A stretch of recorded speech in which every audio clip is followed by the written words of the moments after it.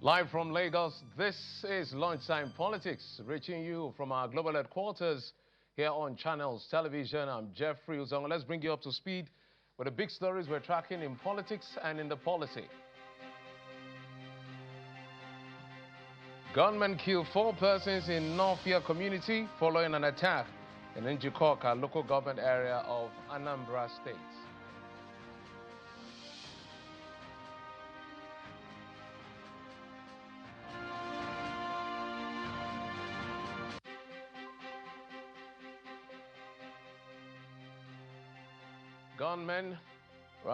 Minister of the FCT Nyesom Wike says the People's Democratic Party can't expel him from the party as his group of the party holds neck to set up National Caretaker Committee.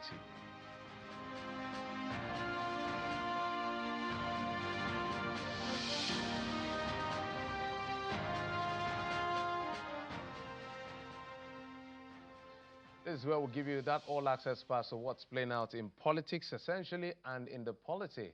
And it's December the 8th, and we're counting down to the end of the year. So political events are unfolding ahead of next year's 2027 general election. But all of the activities that build up to 2027 has already kick-started. But let's start with some major concern, which has to do with national insecurity. As we can tell you now that gunmen have attacked Northia community in Njikoka, local government area of Anambra State, killing 4 people near the Afon Market Junction on the Enugu-Onitsha Old Road in Anambra State. Reacting to the incident in a statement, the Anambra State Police Public Relations Officer Tochukwu Ikenga described it as a court-related attack. According to him, operatives of the command had earlier arrested 2 suspects who had been helping the police with valuable information to prevent further attacks within Awka environment. However, some members of the same gang carried out the violent attack, which resulted in the death of 4 persons, after which the assailant fled. The police spokesperson adds that the command is already acting on useful information to ensure that the perpetrators are tracked down and arrested.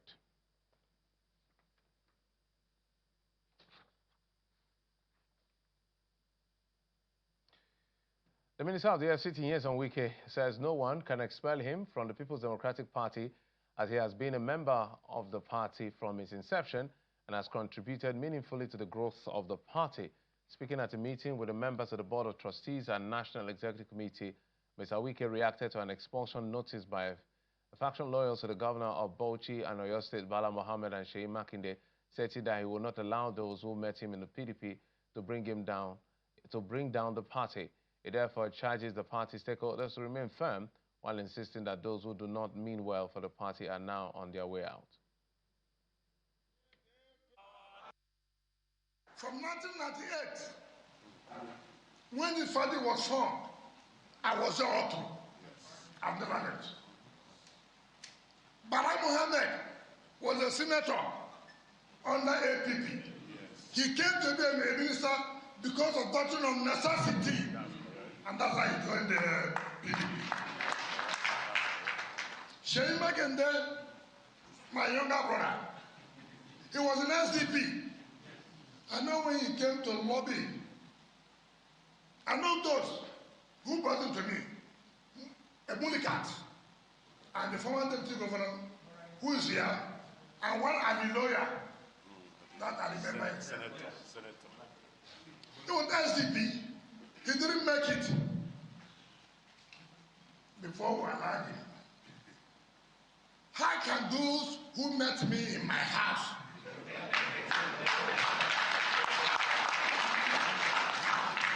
people who met me in my house do not drive me out? I will never allow that.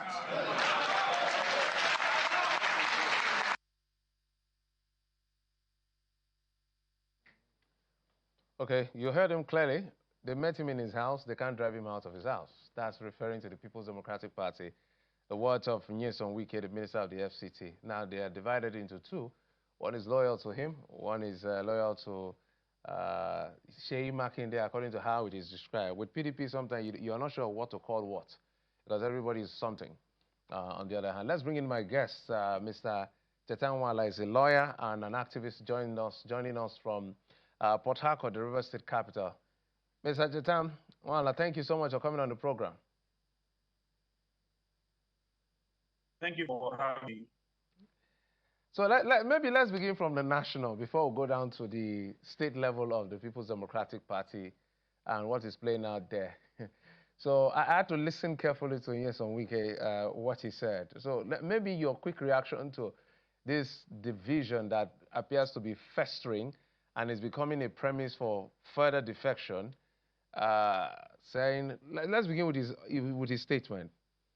Said he called Sheyi Makinde and Bala Mohammed, for example, said, I've been in the party since 1999. That is a fact. He's one of those politicians that have never left his party. We must give him that credit.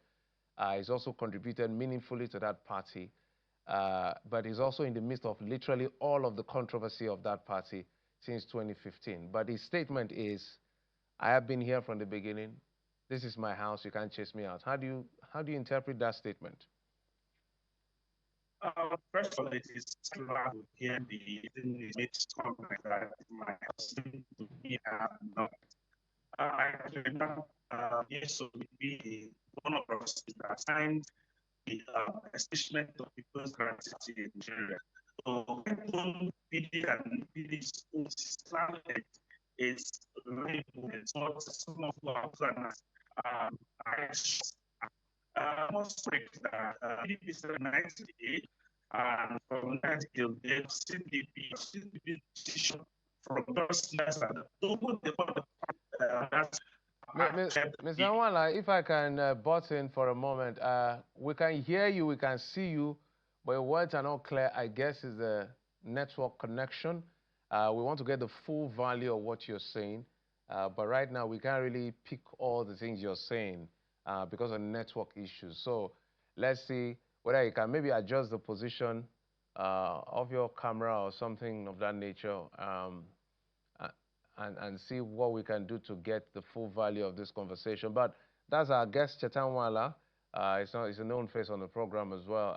He's a lawyer and an activist in River State, trying to weigh in on the political play out, if you will, of what is happening within the People's Democratic Party.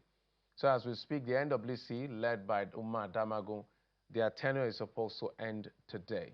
Well, the group loyal to the Honorable Minister before now, based on some decision, based on court judgment, said, look, Umar Damagun is no longer the chairman of the party, and they brought in Abdurrahman and Mr. Samayan being the secretary of the party.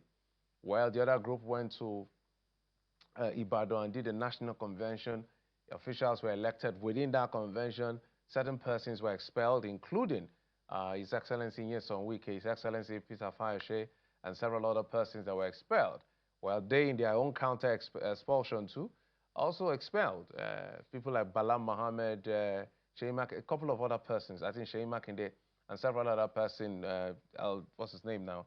The elder statesman, Body George, and several other persons. So it's a clear divided house. Well, one group appears clearly loyal to Nyesom Wike, the other group clearly loyal to the other governors. Well, this group, Nyesom Wike has been very clear, and he's not hiding his mouth to tell you clearly that I'll be working for Mr. President, who is a member of the APC, and he will be seeking re-election, because I doubt if he will not be seeking re-election, that would be a big surprise. But everything points to the fact that that is in the works already. His party has already endorsed him for a second term, and he has not countered it, so we expect he will be seeking re-election.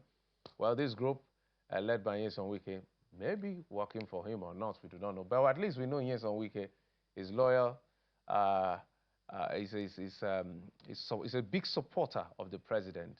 And so that is where the bone of contention is. So we're trying to get the extra. In between all of this as well, we also know that there has been a re-defection, as the PDP will put it. No River State House of Assembly member defected before, but they didn't consummate the process.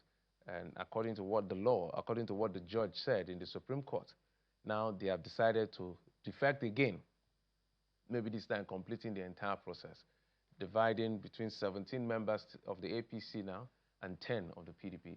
Well, 4 have been suspended by them. So it's a lot of things to wrap your head around. With Rivers politics, you need to know a bit of law, it appears. Mr. Chetam, thank you so much for staying with us. Let's try again. If you can continue with your thoughts. Okay, I would like I was saying, Fantastic. It's the better PDP now. came into existence in 1998, and a lot of founding fathers of the PDP, some have died, some have left the PDP, some have also completely retired from politics generally. So it is laughable for someone like Ezebonye Somwike, who was never part of the founding trustees of the party, both at the state level, at the local government level, and even at the national level, to lay claims to PDP being his home and being his personal estate. PDP is not the personal estate of anybody last time I checked. And let me say this, it's unfortunate that Chief Ezebonye Somwike has made himself a tool in the hands of Mr. President, the hands of the leadership of APC, to demoralize the opposition in this country and destroy the People's Democratic Party. Because what we have seen is clearly the destruction of the PDP. And the FCT minister has been championing this particular cause. Remember, the man is still paying from the loss of that primaries in 2023 or 2022. We saw what happened and how he was angry with it, and this also further led into the elections, the general elections, where he did not support the candidate of the PDP. We are seeing the same thing happen. He has openly said he's going to support Mr. President in 2027. So if you're going to support Mr. President in 2027, what are you still doing in the party? Why are you destroying the party? Why don't you allow the party to exist? If he so loves the PDP so much, he wouldn't, like he claims, he wouldn't be destroying the party like he's doing right now, because all his actions is destroying the party. But now the dangers of his action is not just about PDP, it's about the entire country, Nigeria. Look at the country. We right now do not have a viable opposition. The only viable opposition we are supposed to have should be the PDP that has some governors, that also have House of Assembly members and House of Rep members, and with senators across the country. Now, but you are seeing the PDP getting weakened by the FCT minister and his actions. Trust me, everything happening in PDP today is about the FCT minister. And the PDP, a person of PDP has come to say they have suspended him and expelled him from the party, himself and his cronies and all that. Of course, the man is still making problems within the political party. But one thing should be said, and one thing is clear. Yes, Wike does not own PDP. Yes, Wike was never a founding trustee of the People's Democratic Party. So he cannot lay claims to PDP being his personal estate. And anybody who is laying such a claim is only just, see, this is part of destroying our democracy. We are supposed, what makes up a proper democracy is a viable opposition. But with the destruction of the opposition, led by the FCT minister, who is now an agent of the APC government, it simply means that these people are out to destroy democracy. That's why we see people moving from the APC and other political parties, from the PDP and other political parties into the APC in droves. What they want to run in this country is a one-party system where the president will have a free right to whatever decisions and whatever thing he wants to do, which is really not good. It's not going to help or strengthen our democracy. And we're not acting like a democratic nation. We're not acting like a democratic nation. So a lot of things have gone wrong, and the FCT minister has to sit back and tell himself the truth that he does not own PDP. PDP is not his personal estate, so he cannot destroy PDP like he is trying to do right now. Let's look at the laws. You know, I had to go back to the contributory judgment of Justice Chomai Nwosiheme when she got into that arena of adjudicating over that subject matter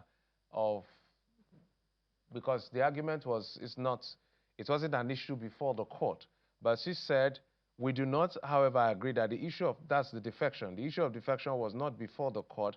If the issue of appropriation was before the court, then the issue of propriety of appropriation and the dramatis personnel were before the court, more like a fiduciary. But we'll come to this in a moment. I needed to highlight this because with my next question is going to build to this.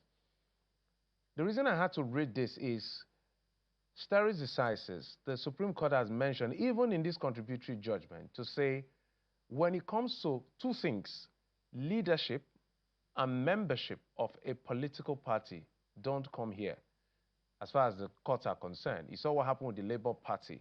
But we have seen time and again that lower courts are still assuming jurisdiction over issues of leadership and membership of the party.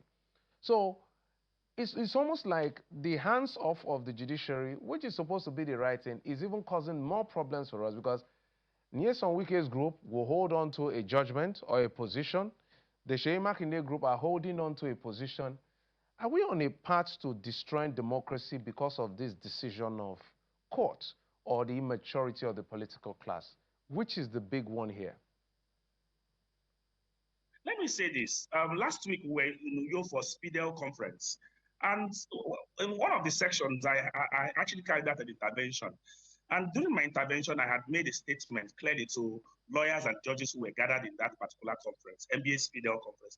I was clear with my thoughts, and I still maintain that particular position, that part of the problems we are having today in Nigeria's democracy is a judiciary, which is supposed to ordinarily become the last hope of the common man. The judiciary has not carried itself with pride, does not carry itself as someone, as an arbiter who is supposed to deal with some of these issues. The judiciary has meddled into affairs that ordinarily it should not meddle into. And this has affected our democracy. It has also undermined the judiciary. That's why you see a judge will give a decision, and another judge with coordinate jurisdiction is also countering that particular decision. These things should not be happening. We saw that happen in Rivers State on several occasions. We saw different judges from different coordinate jurisdictions. Of course, what these politicians they do now, the state governors who are in charge of the courts in their states, who controls the judiciary system within their state, they go down to their state governments to get their state government courts to get court decisions from the courts, while the federal high court, which we find currently this executive minister having upper hand, he goes down to the federal high court, those of them in Abuja, to get court judgments from that. It shouldn't be. This is undermining our democracy. The judiciary should step up as an institution that is respected, and as an institution that should protect the interests of the common man and that should protect the interests of this nation. The judiciary in recent times have not played that particular role. That is why we continue to have these conflicting judgments that is avoidable. Everything happening within our judiciary space, I keep shouting about it, it is avoidable. If our judicial officers, and one of the problems we also have is that people take actions and carry out things. We do not punish people for their wrongdoings. Else, you ask yourself, who has been penalized? For the past over 1 year, we saw counter orders and counter orders from the high courts within Rivers State and the FCT High Court, and the Federal High Court, sorry. And we've also seen it in different states. Yet, no judge is being penalized. The NJC is not doing so much to dealing with these particular issues and to stop the repeat of these issues. So it tells you that the judiciary needs to step up, and they are actually right now as we speak. Sadly, I'm saying this as a lawyer, but this is the fact. This is the fact, and anybody who wants to be truthful and who wants the progress of this nation knows this is the fact and knows that we need to deal with this issue and to nip it on the bud. The judiciary need to step up because they are contributing to the challenges this country is facing. These conflicting judgments, it's an issue. It's an issue, and they are influenced by these politicians. Now, another problem I have also raised and continue to raise is how we get judges these days, how people are appointed into the bench. Because what we find these days is you find friends, cronies, wives, children of politicians becoming judges. And when matters are brought before them, what do you expect them to do? To go against their appointers? These are the situations we have found ourselves. And we need to deal with these issues critically if we must make progress as a nation. Let me tell you, a democracy can only work when you have an independent judiciary, where you have a judiciary that will look at the executive in the face and tell them that what you are doing is wrong, where you have people who are patriots on the bench. These days, what we see is alarming. The PDP is getting judgment, the faction of the PDP is getting judgment from a state high court, another faction is getting from a federal high court. It is alarming and it is shameful. It is shameful. We must deal with this issue. And critical matters of public interest are not being dealt with. I give you an example. The last state of emergency that was declared in Rivers State, that people went to court, even PDP governors went to court about it, went to the Supreme Court. As we speak till today, the Supreme Court did not deal with that issue. They allowed it to become an academic exercise. Even up till now, that issue has not been dealt with. So it tells you, the NBA president... Ms. Anwala, if I may comment,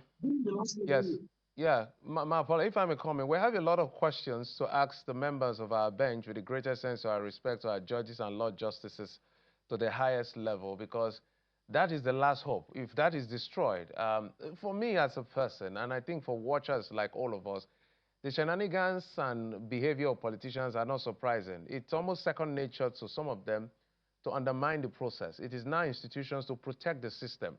Thank God you just highlighted that judgment. We are waiting and seeing how it will play out.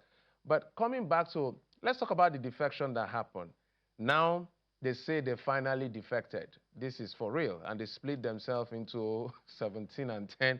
In fact, it's just an interesting scenario when it comes to Rivers State. Both interesting, nauseating, obnoxious, funny, and exciting. It's a mixed bag of emotion, depending on what you want to look at. But I want to read to you the words of the judge, Justice Yeme, which I like to quote here. Defection must be clear, unambiguous, and must ordinarily terminate. It must not be inconclusive. Defection is a destination that must be arrived at, and defectors acknowledged by the political party, the individual or group wish to defect to.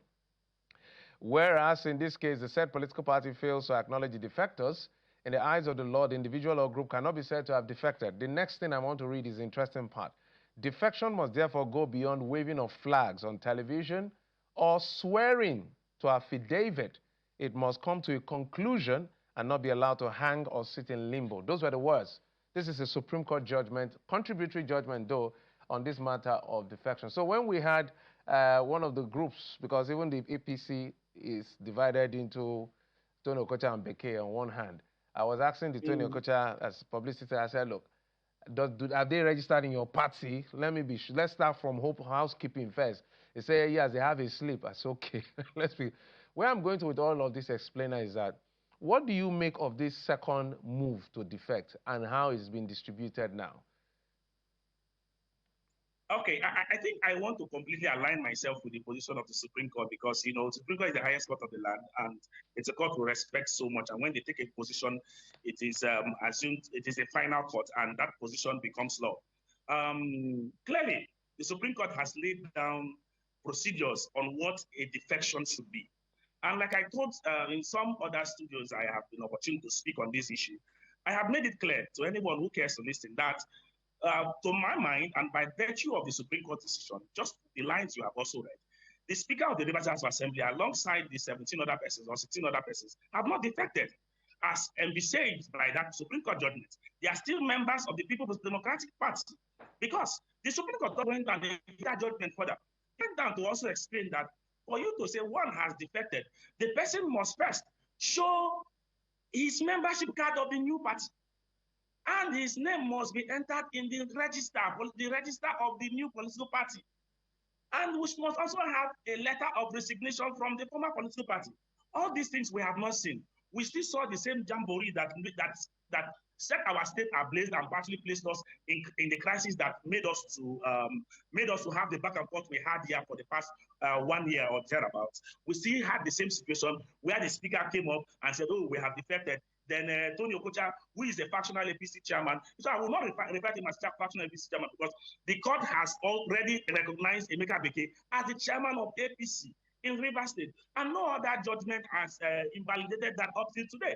So Tony Okocha, who now poses himself as APC chairman in that circumstance, is now the one coming to receive them at the House of Assembly. Come on now, these things are not done if we go by the decision of the Supreme Court. So from where I sit, Martin Samehule, Speaker of Rivers House of Assembly, 16 other members of the Rivers House of Assembly who claim to have defected the PDP are still members of the APC, are still members of the APC. They have not defected until they follow stricto sensu the rulings or the decisions of the Supreme Court.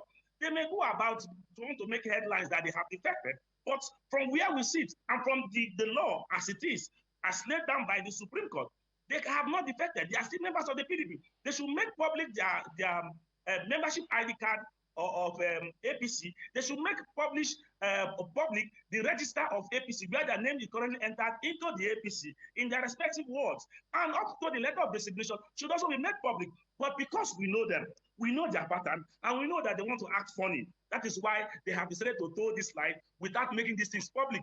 If they know they really want to defect, they want to go to the APC, they should make it public. This is a hide and seek game. You come out to the public and you cry and say, oh, you are defected. Then tomorrow when the chiefs are down, claim and say, no, we never defected. We are still within the political parties because the law is now against you. The Supreme Court has laid issues to rest. And We appreciate the Supreme Court for doing that. So they should take the bold step. What they are doing now is hide and seek. They are only playing to the gallery. They are not serious. If they are serious about defection, they will take proper steps and proper actions, and it should be public. Two questions. I pray I'll be able to ask both. Now, I take my time to look at these laws that you lawyers, you know, we see this judgment all the time. And the reason why I'm bringing the conversation around the leadership of the APC, which the APC in the state tries to play down on, is because it's serious. Now, I was asking Mr. Ikenga this morning on the issue of their status, because I know there's a high court judgment, or high court order, if you will, that I am privy to, that I've seen, I think, that on order, nullifying the Congress that brought in Tony Okocha. That judgment was appealed, and that appeal, they've not sat on that appeal, and there was no stay of execution that was granted. To the best of my knowledge, I stand to be corrected. So that means in law, Beke is subsisting, although his tenure had expired in August, but we understand that it was generally extended to end of December, because who receives them is important. The reason why that is important, because in Justice Iheme's statement, judgment, she cited national chairman of the PDP to say the national chairman of the PDP, Asaden Damagun, agreed that the members of the House were still members of his political party that he headed. And then the state chairman of APC also recognized that they are not registered in their party. So you see where the leadership is important in this conversation, because it's captured in the phrasing of the reasoning of our Lord Justice Chioma. But where do you see this going at the end of the day, as far as the politics of River State and the politics of PDP is concerned, in concluding? 2 minutes. Well, the truth of the matter is that we are warming up again for another crisis, another round of crisis to take the states, because when you look at the things that have happened recently and the position the House of Assembly has taken recently. Remember, when they said there was peace in River State and that the parties have reconciled, I told some person, I said, what happened in River State was that the governor of the state, as well as the minister of the FCT, had an understanding. It was not like there was a reconciliation process, because that reconciliation process did not go down. Recall, the challenges we had in River State was the disagreement between the governor of the state and the FCT minister, not even the House of Assembly, because the FCT minister controls the House of Assembly. And it must be stated clearly that on the issue of the APC leadership, there is a judgment, a subsisting judgment. And the tenure of Meka Beke still subsists till tomorrow as chairman of the APC in River State. If you ask me, Honorable Tony Okocha is just a medicine developer going about trying to impose himself as the APC chairman of the state. But like you know, the structure, the political structure within River State is now currently being captured by the FCT minister, and he's calling the shot for both APC and for PDP, and making sure that there is this crisis everywhere, which is a sad situation.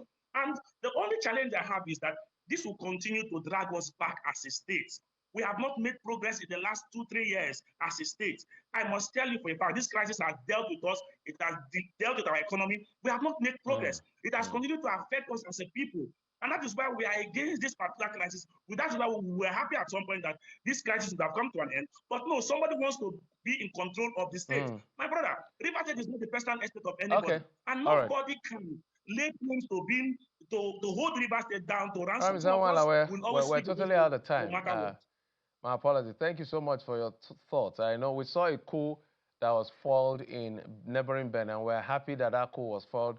Nobody, no matter the circumstance, democracy is still the best option. But the issue of baiting coups is started by politicians, and they started behaving that way right now. It's not necessarily a call for coup. It's the behavior of politicians that brings this mess. Thank you so much, Mr. Chatanwala, lawyer and activist. Thank you so much for coming on the program. And that's it on the program. Thanks for your time and company. I'm Jeffrey Uzoma. You've been served on Lunchtime Politics. Bye-bye.